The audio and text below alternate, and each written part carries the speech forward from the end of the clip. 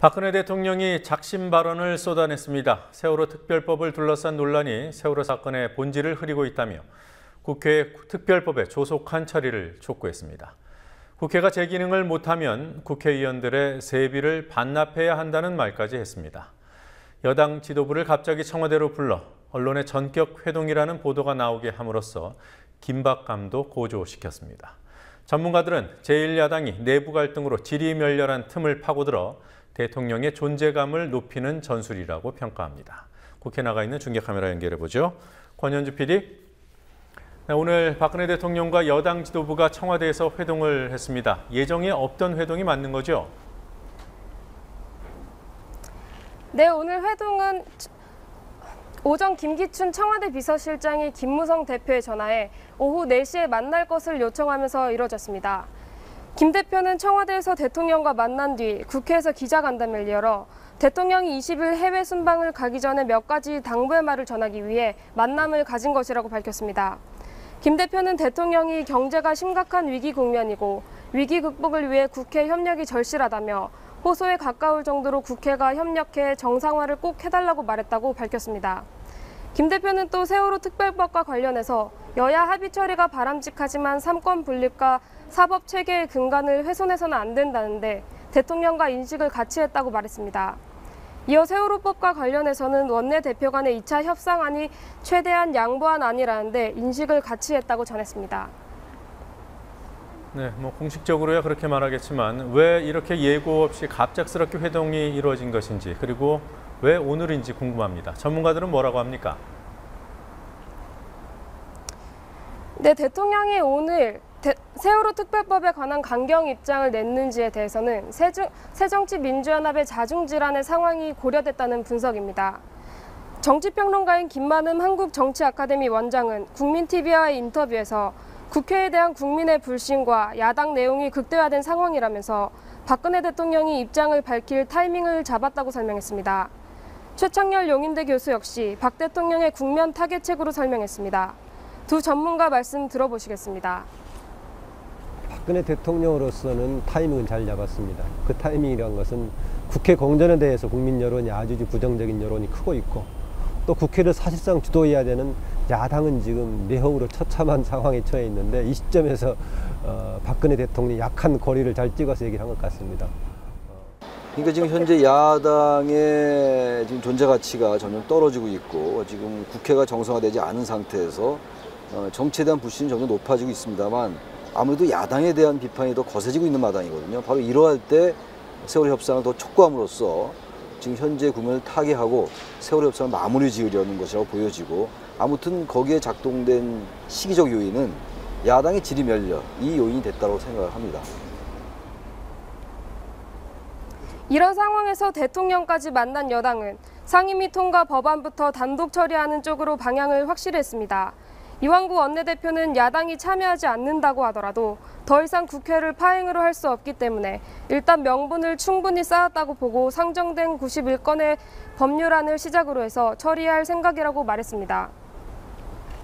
새정치민주연합 박영선 원내대표 집거 3일째입니다. 이르면 오늘 중으로 입장이 나온다는 보도를 저희도 했습니다만 아직인 건가요?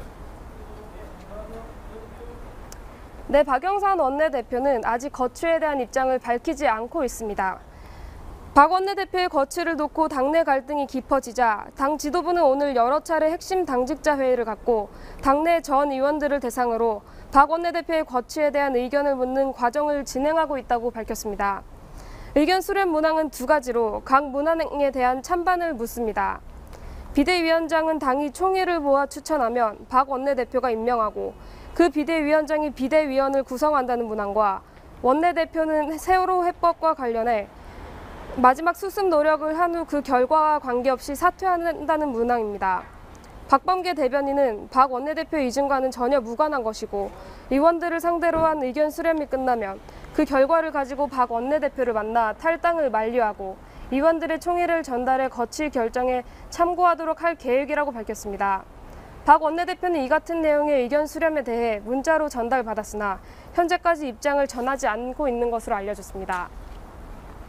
자, 민주연합 내부 분위기는 어떨까요? 탈당은 막아야 한다는 공감대는 있는 것 같은데 사퇴 요구했던 의원들 입장에 변화가 혹시 있습니까?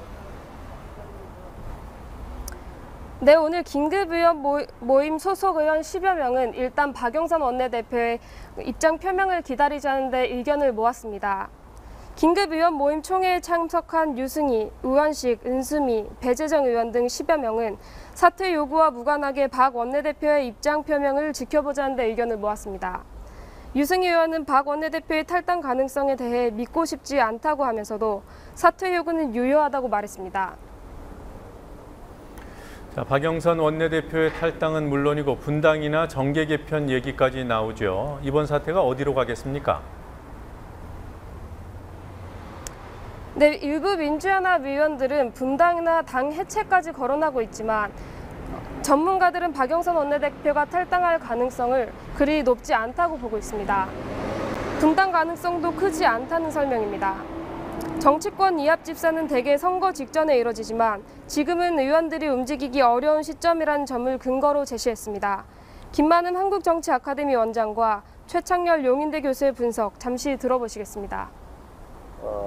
당장은 이제 전당대회를 통해서 새로운 지도부를 구성하는 과정이 있기 때문에 그 지도부가 어떤 편제로 이루어질 것인가, 또 어느 세력의 입장이 많이 반영되는, 어느 세력이 주도하는 쪽으로 이루어질 것인가, 아직 변수가 남아 있어서요. 그때까지는 지금 가늠하기는 어려울 거라고 봐집니다. 대개 창당이나 이합집산 이런 경우가 선거 직전이라든지 선거 직후에 이루어지는 경우가 대단히 많습니다. 그러나 지금 선거가 워낙 많이 남은 상태이기 때문에 의원들로서는 움직이기가 대단히 어렵다는 거예요. 그렇기 때문에 새로운 지대의 창당은 어려워 보인다는 겁니다. 전문가들은 현실적인 방안은 박 원내대표의 체제에서 최소한의 수습까지 책임지는 것이라고 말합니다. 앞서 전해드린 민주연합 전수조사 문항을 보더라도 최소한의 사퇴 수습 때까지 박영선 원내대표 체제가 유지된다는 전제가 내용으로 돼 있습니다. 정의화 국회의장이 오늘 정기국회 의사일정 직권 결정을 발표했더군요. 발표 내용부터 알아볼까요? 네, 정의화 국회의장은 26일 본회의를 열겠다는 의사일정을 직권 결정했다는 사실을 발표했습니다. 발표 시점은 국회 운영위 위원장인 이완구 새누리당 원내대표를 만나 정규의 의사일정에 대한 회의 내용을 전달받은 뒤입니다. 이 일정에 따르면 일단 17일부터는 상임위원회 활동을 시작하고 교섭단체 연설은 29일과 30일, 국정감사는 10월 1일부터 20일까지 하게 됩니다. 이어 22일에는 대통령의 예산안 시정연설이, 이어 4일간 대정부 질문이 이어지는 일정입니다. 자, 오늘 새누리당의 국회 운영위 단독 소집이 정 의장한테 압박이 됐다고 볼 수 있겠습니까? 네, 형식적으로는 여당의 압박 때문이라고 볼 수 있습니다. 새누리당은 오전에 운영위원회 전체 회의를 단독으로 연후 산회했고 이후 이완구 원내대표가 정의화 국회의장에게 여야 협의가 무산됐다는 보고를 하는 절차를 밟았습니다. 그러나 그 과정에서 민주연합 의원들의 항의가 있었는데도 불구하고 정 의장이 의사일정을 확정해 전격 발표한 것으로 볼 때 새누리당 출신 국회의장과 새누리당 지도부가 직권 결정을 위한 명분을 쌓았다는 것으로 볼 수 있을 것 같습니다. 이에 대해 박범계 민주연합 원내대변인은 제1야당에 대한 모멸이고 국회의 권위를 스스로 실추시키는 것이라고 비판했습니다. 지금까지 국회에서 국민TV 뉴스 권현주입니다.